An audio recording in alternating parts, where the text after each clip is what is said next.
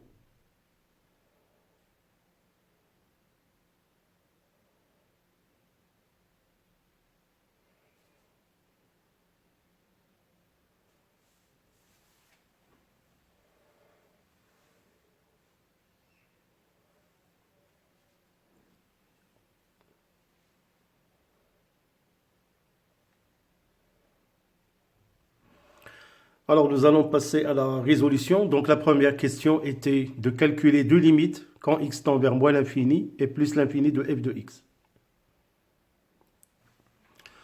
Alors pour calculer la limite quand x tend vers moins l'infini de f de x, bien évidemment, la fonction f de x va prendre l'expression exponentielle x moins 1.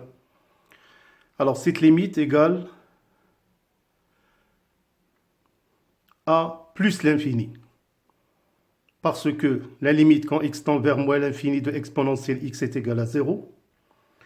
Et limite quand x tend vers moins l'infini de moins x moins 1, c'est plus l'infini.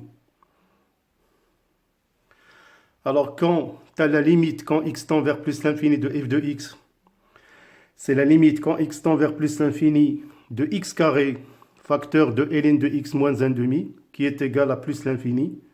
Parce que limite quand x tend vers plus l'infini de x carré, c'est plus l'infini.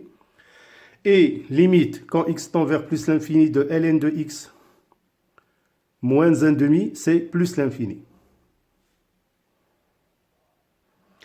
Alors pour la question 2, c'est l'étude de la continuité de f en x0 égale à 0.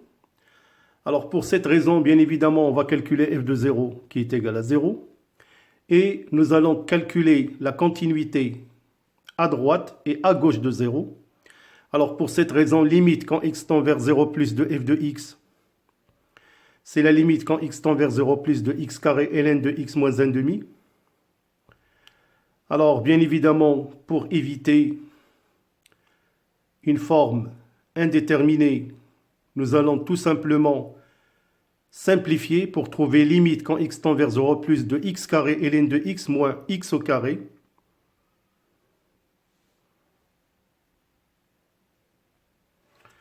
Donc c'est limite quand x tend vers 0 plus de x au carré ln de x moins x carré sur 2 qui est égal à 0. Parce que limite quand x tend vers 0 plus de x carré ln de x est égal à 0.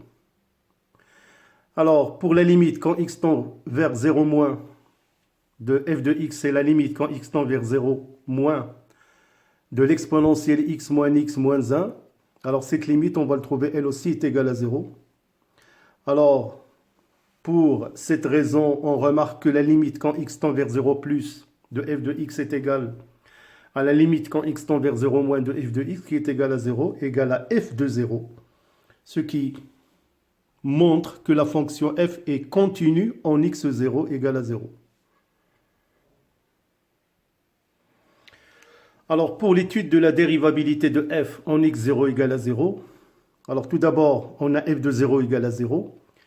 Alors, on doit, dans ce cas-là, calculer la limite à droite et à gauche de f de x moins f de 0 sur x moins 0. Alors, pour la limite quand x tend vers 0 moins de f de x moins f de 0 sur x, égale à la limite quand x tend vers 0 moins de exponentielle x moins 1 sur x.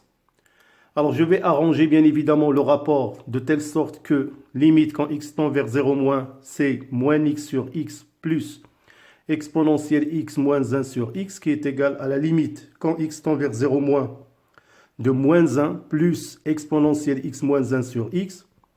Alors cette limite est égale à moins 1 plus 1 égale à 0. Notons bien évidemment que limite quand x tend vers 0 moins de exponentielle x moins 1 sur x est égal à 1. On déduit alors que f est dérivable à droite en x0 est égal à 0.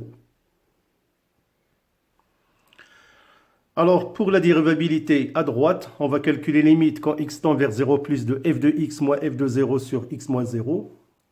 Alors, cette limite est égale à la limite quand x tend vers 0 plus de x au carré facteur de ln de x moins 1 demi sur x. Après simplification, alors on va trouver que cette limite qui tend vers ix tend vers 0 plus de x ln de x moins x sur 2. Alors cette limite est égale à 0 parce que limite quand x tend vers 0 plus de x ln de x est égale à 0. Alors on déduit que la fonction f est dérivable à droite en x0 égale à 0. Alors dans la question précédente, normalement, la fonction f est dérivable à gauche en x0 égale à 0. Alors on déduit que la fonction f est dérivable à droite et à gauche en x0 égale à 0. Bien évidemment, on conclut que la fonction f est dérivable en x0 égale à 0.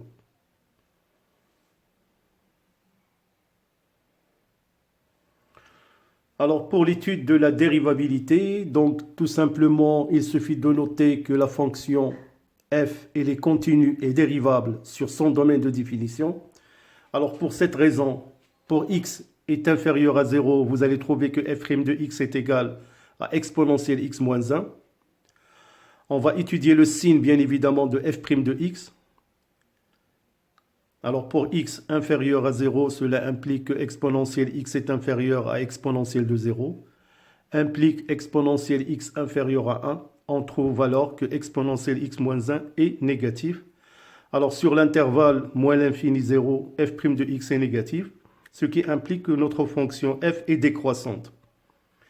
Alors pour la dérivabilité à droite pour x strictement supérieur à 0, on va trouver que f' de x est égal à 2x ln de x. Je vous laisse le temps de suivre les calculs. Alors sur l'intervalle 0 plus l'infini, le signe de f de x est celui de ln de x. Ce qui va nous permettre bien évidemment d'établir le tableau de variation.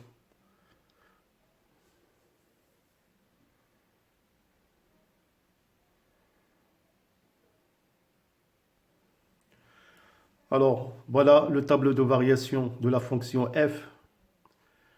Donc, de l'intervalle moins l'infini jusqu'à la valeur de 1, on a f' de x est négatif, donc la fonction f est décroissante. Et de 1 jusqu'à plus l'infini, elle est positive pour la valeur de f' de x, ce qui se traduit par le fait que la fonction f de x est croissante.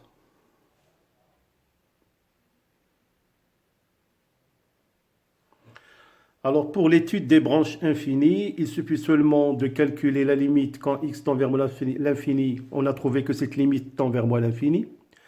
Alors il suffit seulement de voir l'expression de f de x qui est égale à exponentielle x moins 1. Alors il suffit seulement de faire, ou plutôt de calculer la limite quand x tend vers de moins l'infini, de f de x moins x moins 1. Alors cette limite, on va la trouver. Limite x tend vers moins l'infini de exponentielle est égale à 0.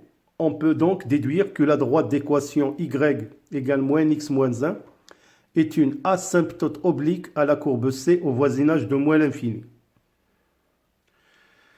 Alors de même, pour limite x tend vers plus l'infini de x, on a trouvé égal à plus l'infini. On calcule limite quand x tend vers plus l'infini de f de x sur x égale à la limite quand x tend vers plus l'infini de x facteur de ln de x moins 1 demi. Alors cette limite est égale à plus l'infini. Alors on peut interpréter la courbe C admet une branche parabolique de direction l'axe OY au voisinage de plus l'infini.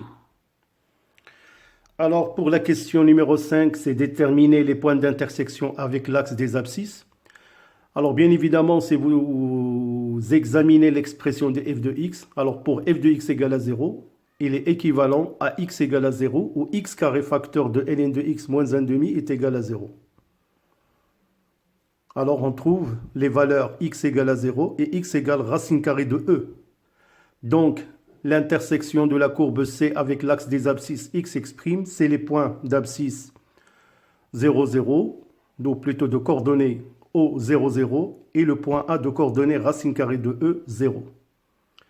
Alors pour l'équation de la tangente, au point A de coordonnées racine carrée de E0 et y égale racine carrée de E x moins 1. Alors voilà, vous avez l'équation de la tangente. Alors pour tracer la courbe C, voilà le tracé de la courbe C dans le repère OIJ.